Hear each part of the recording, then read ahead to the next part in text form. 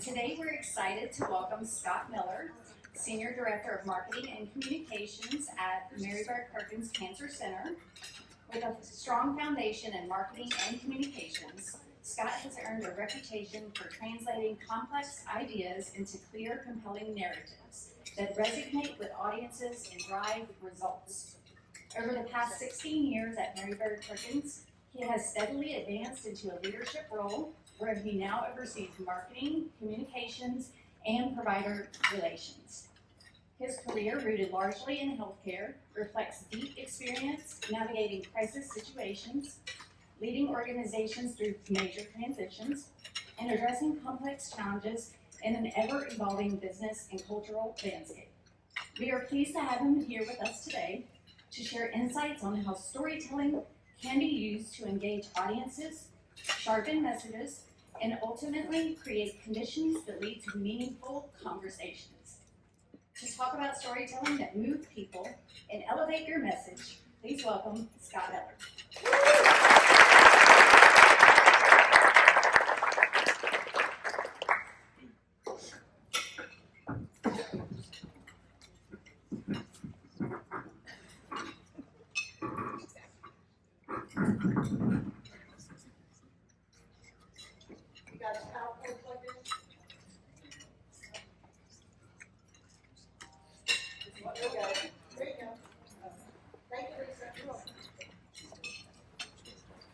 Thank you so much. I am so glad to be here today. I'm glad that the weather held up. When I woke up this morning and saw that it was raining, I was like, oh God, our crowd's going to be small, but it's cleared up, and I'm glad to see such a large group here.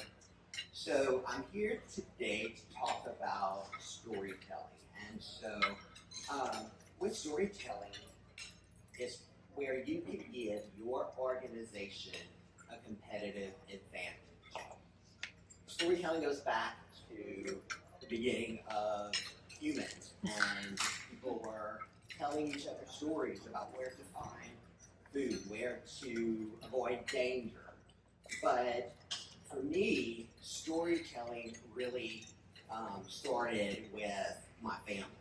I had a Cajun grandmother who used to tell me stories about different trials and tribulations, health problems with our family.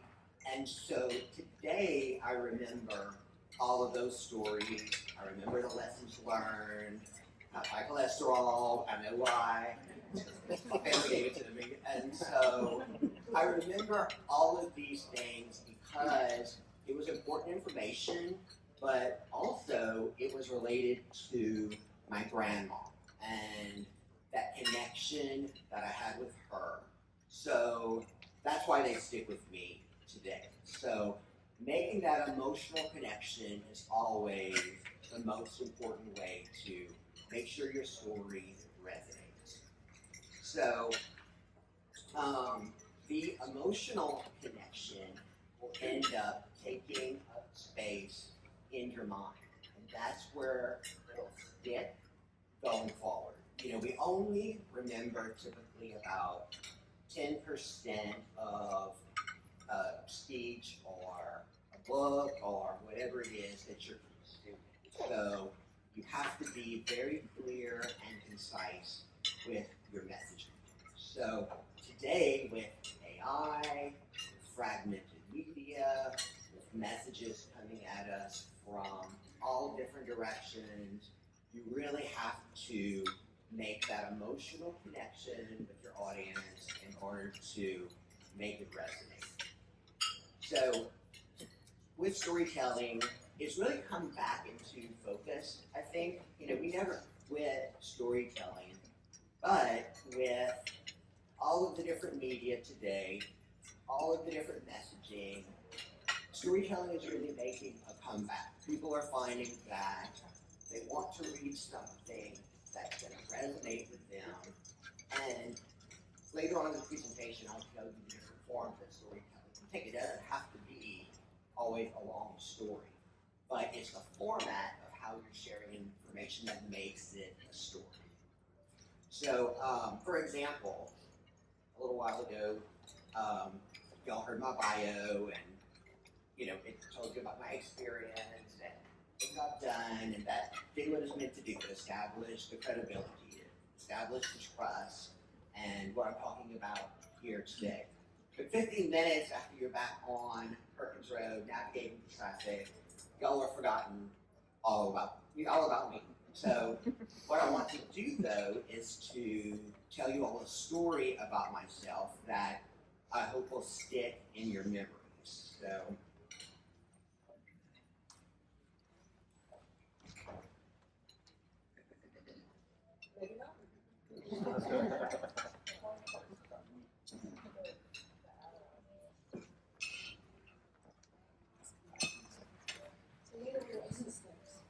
There it goes. That may be a little louder. But you can take your mic and walk around if you want. okay. All right, so I'm going to move over here.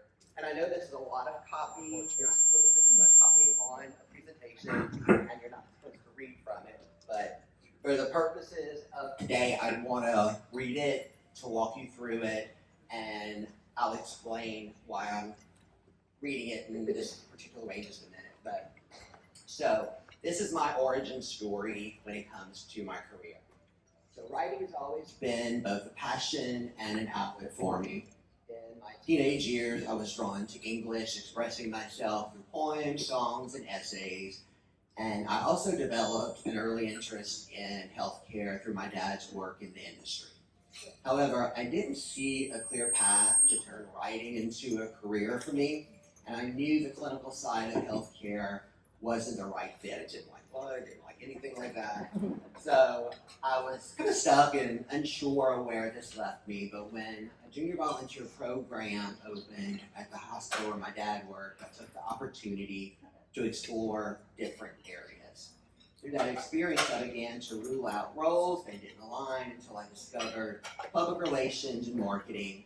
Seeing how those leaders use storytelling to make an impact in healthcare was a turning point. I started shadowing the Marcom director at the hospital, realized it was exactly where my strengths and interests intersected, and I pursued that path, leading to a more than 25-year career in the field. So before I go on, I want to show you a picture of the young man who was contemplating all of this. So I remember, this is my senior photo. This was 1990 something. And you can tell by the hair, I remember working very hard to make sure not a hair was out of place, but that's probably why there's no ozone layer today. Yeah. So what I want to do now is take you through my story using a specific framework that I like to use. It's called the ABT framework. So what it does is take the user through this model, and it's created in a way that will leave the reader with an either mind change, bring them to an action, want them to buy your product or service. So it starts with the and that's the setup, and that's typically where you find agreement and set up what it is you want to say. So that's the beginning, that's the introduction, and so that's where the reader starts. Then you get into the but. That's where, my dilemma about not knowing what to do with my career came in. And so that's where you define the problem, you create the tension, you figure out what kind of friction there is. So that's where you set it up to go into the therefore. The therefore is where the problem and solution are resolved. So when you get to this point, this is where you resolve the issue and you bring closure to the end of the story. So with that, I want to explain a little bit about how the ABT theory came about. Slides. So the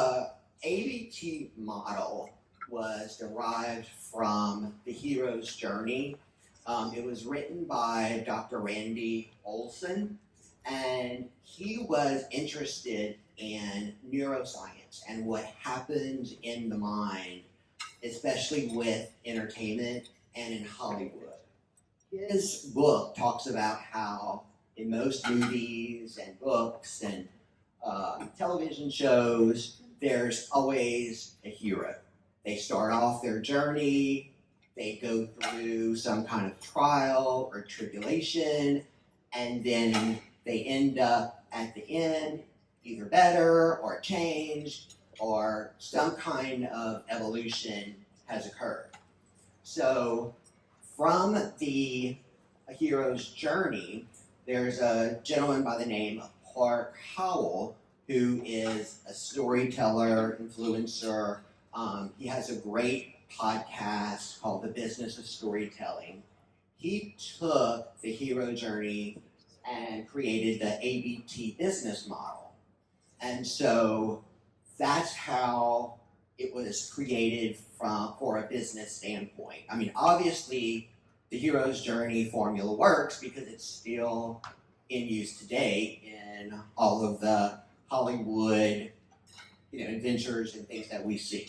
And so the key thing, though, is making sure that you find that thing that's going to resonate with your audience. You have to really work to make it sticky.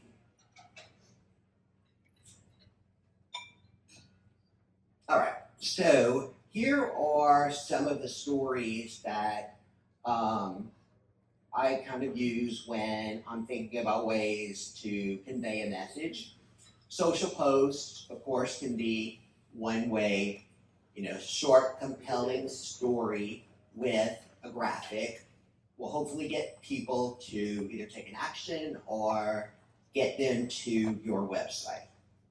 Landing pages. So hopefully, after they look at the social media post, you'll move them down the funnel to your landing page. And that's where you can go more into the story, because at that point, your reader has already bought in and you've hooked them through the social media. Then when they get to the landing page, that's where you want them to take the action. That's where you want to convert them into a customer. I'm going to go back to presentations and videos because that's my favorite. Job interviews. So this is one time that I think people miss the opportunity. Whether you are the hiring manager or you're the applicant. So from a hiring manager standpoint, if there is a candidate that stands out that I really want to hire, I don't want to paint a super glossy picture. I want them to know that there's work that needs to be done, and that's going to draw them in. So I will create a narrative around them and talk about how their skill set will benefit Mary Bird Perkins and how they can have a fulfilling career. So you really have to think about the person who you're interviewing, what you've learned about them, and then tell that story to them to get them to make the decision to go to work for you. Then on the candidate side, that's when you can start looking at, that's when you can start looking at what you have learned during the interview process and figuring out how you can plug into that organization. And you can convey your experience and how you can help that organization through the power of a story. And so that on both sides will allow you to make that personal connection. In terms of long form communication, that could be blog posts, white papers, those can still be told in story format in order to take the reader through everything. So there's pretty much no communication that cannot be transformed into a story format of some point. You just have to find a way to make it clear and concise based on the channel that you're using, the audience that you're using. And the ABT model is not the only one out there. There are tons of models, but most of them are pretty much structured in the same way. You pretty much kind of find yourself in the same place. And a lot of us, who work in communications switch back and forth between this style of writing and AP style and other types of advertising type writing. So having the flexibility to kind of move along the spectrum of different types of writing, of course, is important in all of our careers. Presentations, videos, and tours. What I like about that is the one-on-one communication. That is the most powerful form of communication when you can make a direct connection with people. So over at the Cancer Center, I get to do a lot of tours, I get to do a lot of presentations, and I love to be able to take people through and to tell them, what they're gonna see, but it can kind of be a long tour, and you're hearing a lot of terms, you're hearing about a lot of spaces, so I try to integrate stories into what I'm talking about. One of the ways that you can do this is through analogies. So when I start to explain cancer to people, I will usually explain it in the form of, typically a normal cancer cell will grow and it'll stop when the body tells it to. But with cancer, it's like your body hits the accelerator on your car and the cell just keeps going and going and going. And that's when cancer happens. So at its simplest point, that's how you can communicate what cancer is and how it starts. And of course, our physicians and all of our clinical folks can get much more into the details, but for the purpose of when I have to explain things, I find that works pretty well. Examples. So today when I describe the ABT model, I use how I found my career. But let's say I'm in work and I want to give an example to a donor about how their gift can make a difference. One of the programs that I'll often talk about is Prevention on the Go.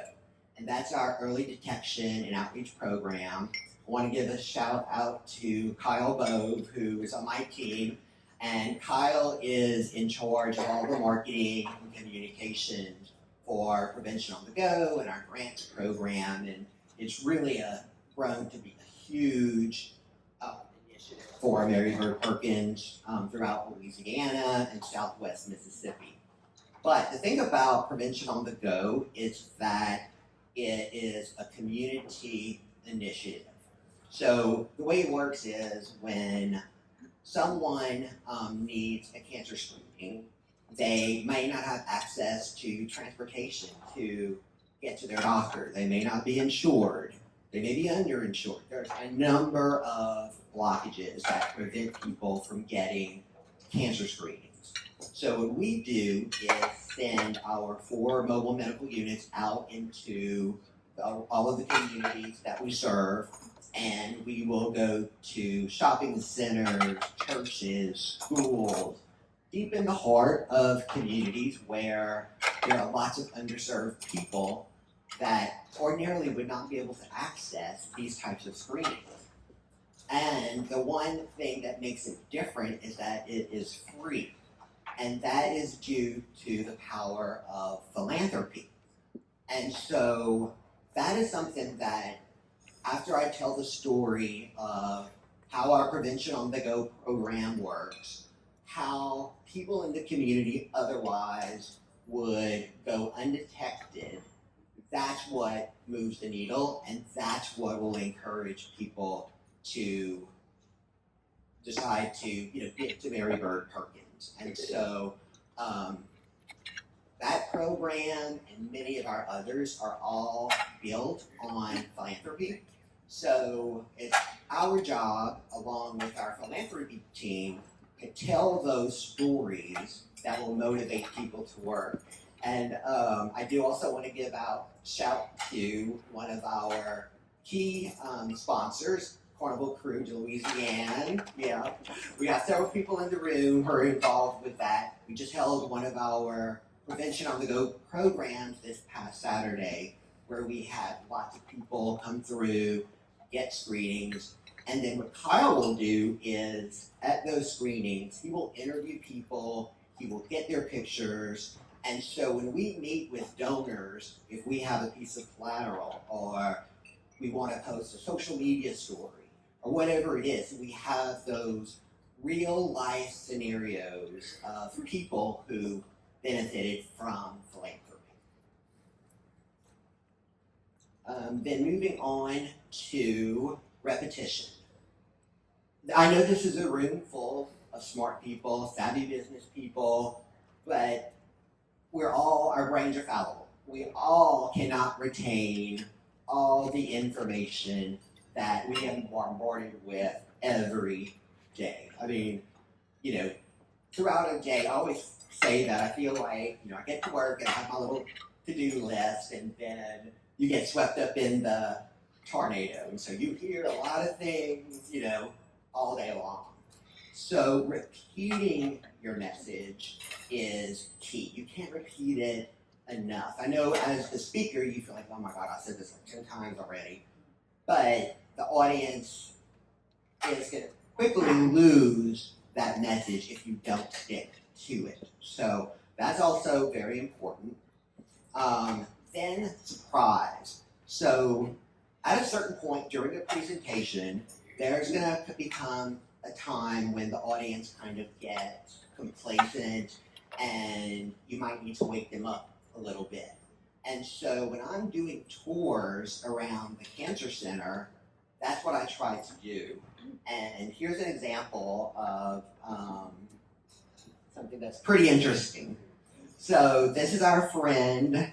This was Mike 6. He was treated at Mary Bird Perkins.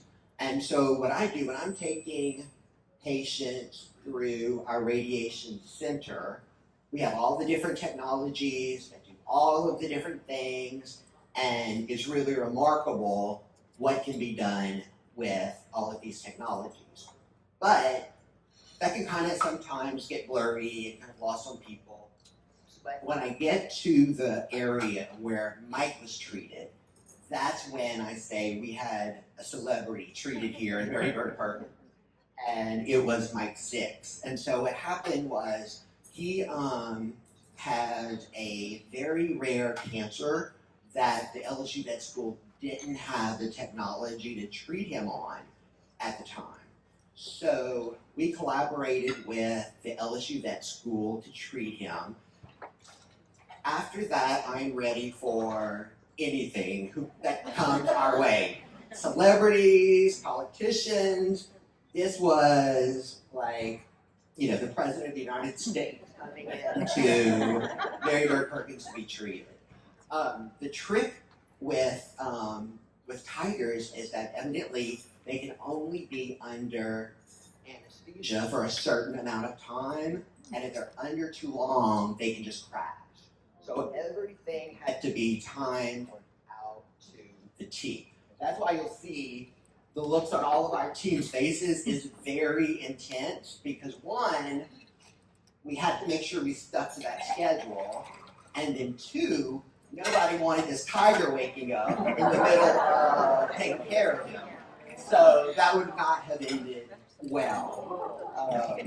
So one of the things, that I talk about is, the synchronizing of everything. He had a police escort that took him from LSU to the Cancer Center. We had all of the lights in town were synchronized green so that he could make a quick, trip to Mary Bird and then head back to his habitat. And we did this twice. We did it once for imaging and we did it once for treatment. And so everything worked out. We were able to extend his life. He had a better quality of life. And so after that, people are sold. They're like, if White the Tiger is going to be treated at Marybird Perkins, then I'm certainly going to be treated at Marybird Perkins. So this is always a way to surprise your audience because they're not expecting for me to say that one of our former treatments was with Mike the Tiger. So that's a way to definitely surprise people. So when I'm doing tours and presentations, another thing I like to do is connect my personal story to Marybird Perkins.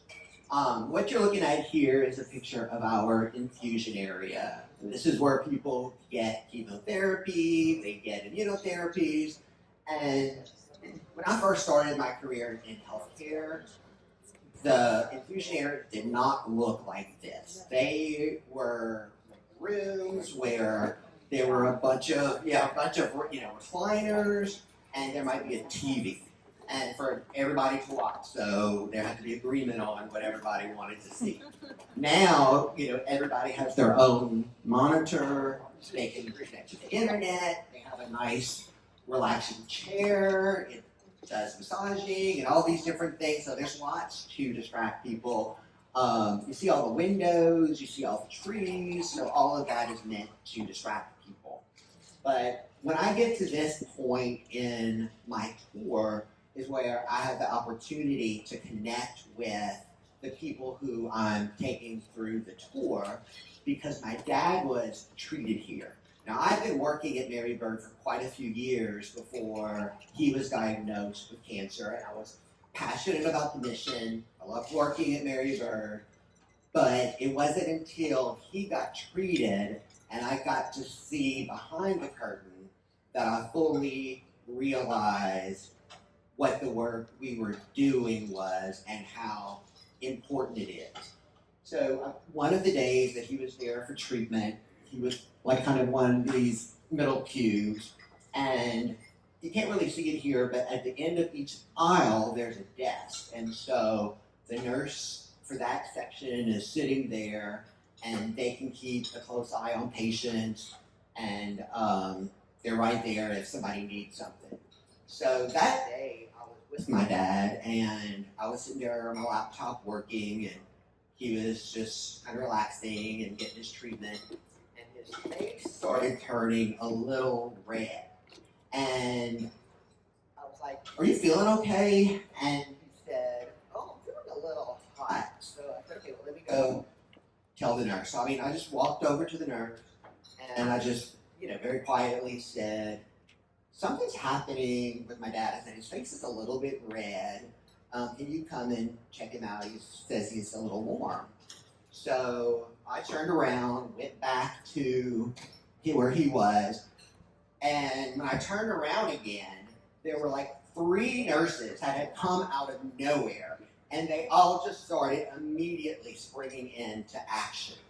I was like, where did these people come from? Like, how did they know that I mentioned to this nurse that something had happened?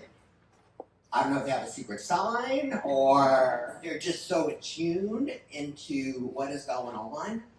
But when I saw the way that they reacted, I was sold. I was like, these are the best nurses in the world. I mean, the level of consciousness that they have about what's happening in that area, they have to be so in tune. And so, they all started doing things. Evidently, it was just a little allergic reaction he was having to the medication. They got that quickly under control and restarted his treatment again. And so for me, though, that was just so impressive.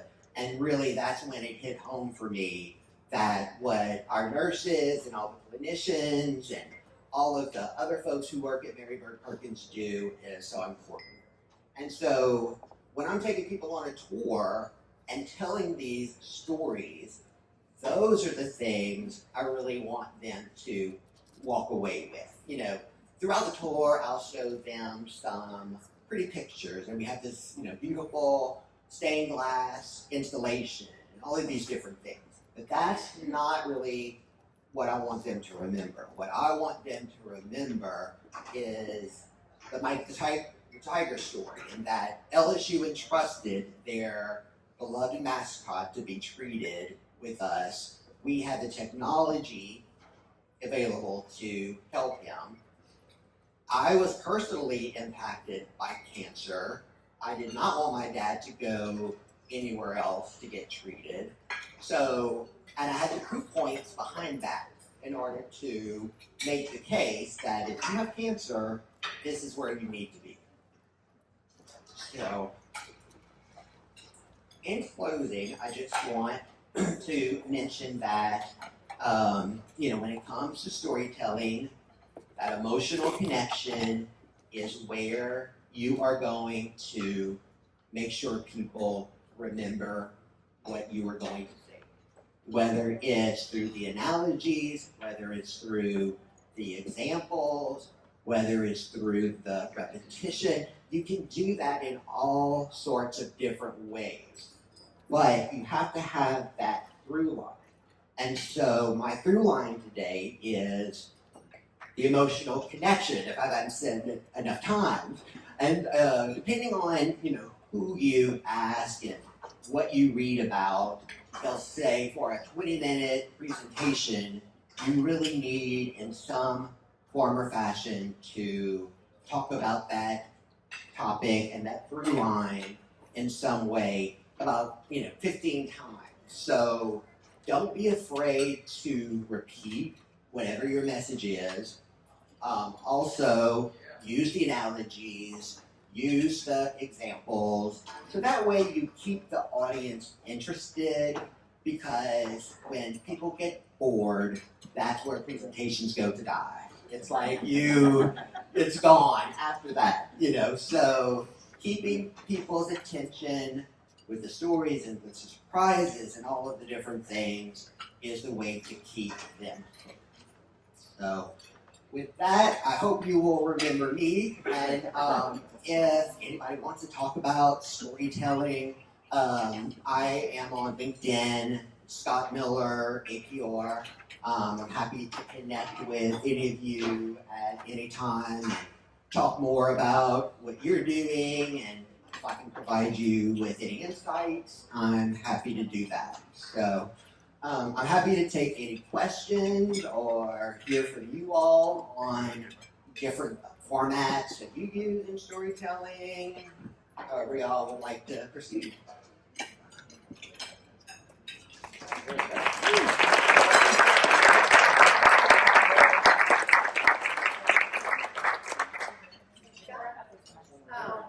How does your team approach, or maybe it's just you, the next story you're going to tell? What sparks that idea? Obviously, there are a lot of stories that you want to continue maybe to add on, but make sure that your approach and how you do that. Yeah. So we have a team of marketing professionals. We have a team of communication professionals. And then we also have provider liaisons who are kind of like our business development people. And so we have to make sure that through marketing and communication and through our provider liaisons, we're all singing from the same songbook. So in terms of prioritizing our messaging, it can get very difficult sometimes because we're doing different things sometimes in different markets. Sometimes we do have an overarching story, but typically what we are looking for are those key differentiators, things that make us different than other cancer centers. For us, we love to talk about the technology, we love to talk about the clinical trials, we love to talk about our physicians and our team. But when it comes down to it, the thing that always resonates, and you can tell by our social media engagement, is when we talk about people. whether it's a patient story, whether it's a physician, whether it's a team member from another area, that is always the hook. So when we have a new technology or a new clinical trial or anything that we are trying to make sure people know about, what we do is we always try to wrap it in either a patient story or from the physician's perspective or maybe a dietitian or a patient navigator. So typically, we kind of have a editorial calendar of all the things that we want to talk about, but new things pop up all the time. Our cancer center is very active in clinical research, and so I'll find out that there's a new clinical trial that's opening, and that can make a difference for a lot of people. So that all of a sudden becomes the story for the next few weeks. And then otherwise, we have an editorial calendar of things that we know are going to happen, and then we try to pick opportunities throughout the year where we feel like people are going to be most receptive to that message. Because right now, going into summer, we're talking a lot about skin cancer, prevention, early detection, that type of thing. So some of it is related to the calendar, some of it is just what happens to be big or new in the cancer center at the moment. But the one thing that our team always tries to do is to do something different than other cancer centers are doing. We don't want to tell the same story. We want to tell people something different. And so having those connections internally to make sure we know what's happening is key. And so we have more stories and things to promote than we know what to do with a lot of the times. And it's a good problem to have because that means our cancer center is doing what it should be doing to keep raising the level of care for all the different communities that we serve. Anybody else?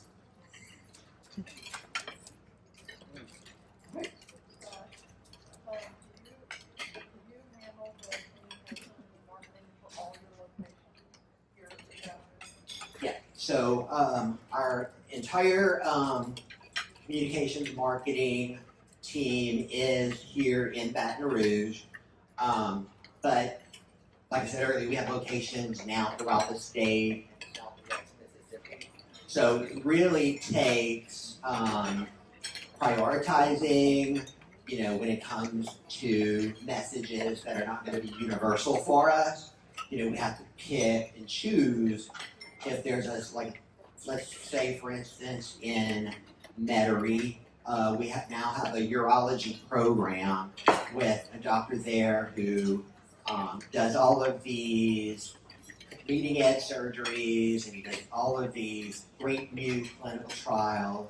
And so, we will do interviews with him. Sometimes it'll be a phone interview, sometimes it'll be via Zoom. And with this particular physician, if it's a media type, interview, we can coordinate it, and somebody at that location will typically help. Most of our administrators and managers, they are trained in working with the media, and so they are pretty comfortable with handling it. Now, if it's something bigger that's happening that we feel like we need to be there for, we'll make the drive, Now, our provider liaisons, they are all remote and they are embedded in the different markets. So we have one who handles the greater Baton Rouge area, we have one who handles the North and South Shore, and then we have one who handles Central and North Louisiana. So they really need to be there because what they do as a provider liaison is go and talk to referring providers to let them know what we're doing, see how we can help them, and then they go to our physicians and say, hey, what's new? What do general practitioners and OB doctors, what do they need to know about what we're doing? So they are that kind of two-way liaison in those different markets. And the good thing about them being included in our marketing and communications department is that we get the boots on the ground information in those markets where we don't have a physical marketing and communications presence.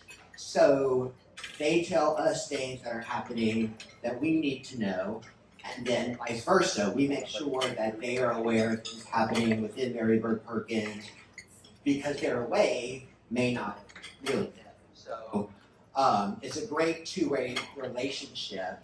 And the thing is, with them being a part of our department, they are tuned in to the stories that they're telling. So we keep them very close to make sure that they know what's happening at any given time and what we want people to know about. Because being away from the cancer center, they could easily become kind of isolated in their own worlds and just kind of doing their thing.